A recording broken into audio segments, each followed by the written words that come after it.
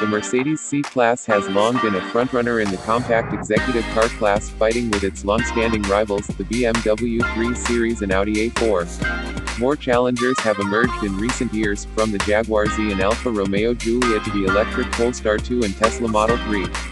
Despite the emergence of these new cars, the C-Class is still one of the best around.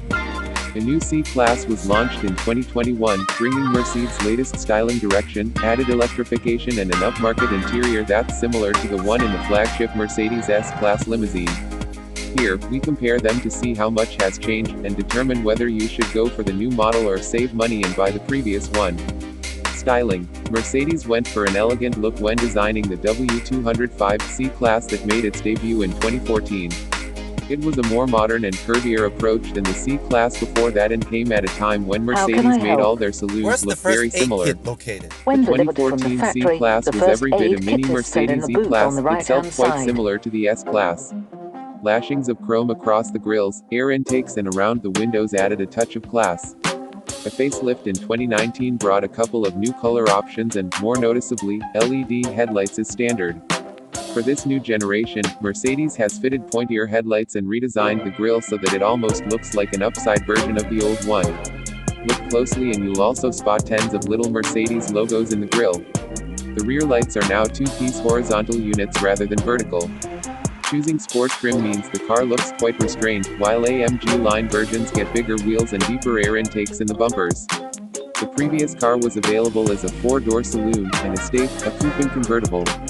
At the time of writing, the current model comes as a saloon or estate, with no word on the future of the two-door variants. Interior. Mercedes C-Class, old versus new. The Mercedes C-Class is built to make long motorway journeys as relaxing as possible, so its interior has long been a highlight. Premium leather upholstery, smart wooden trim and cool metal controls make even the cheapest C-Class feel several levels more upmarket than a Volkswagen Passat or Ford Mondeo. For the most part, unwanted engine noise is kept out of the cabin. Mercedes C-Class, old versus new. Mercedes has somehow made the current C-Class interior feel even more indulgent, largely thanks to parts sharing with the S-Class. The central touchscreen will undoubtedly be a talking point, measuring almost 12 inches across and replacing nearly all physical buttons. A digital instrument cluster is now standard, although AMG line cars get a sports steering wheel. As before, the gear shifter is mounted on the steering column to let the center console feel uncluttered. Economy and running costs. Is a motorway mile muncher, the Mercedes C-Class needs to be economical and an inexpensive option for company car drivers.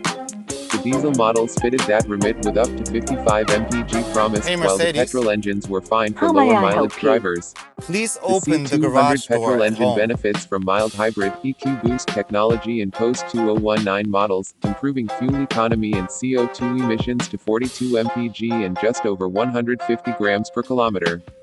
Two plug-in hybrid engines provided the lowest CO2 emissions in the range and therefore the lowest tax for business users. They both manage up to 35 miles of electric driving. Performance.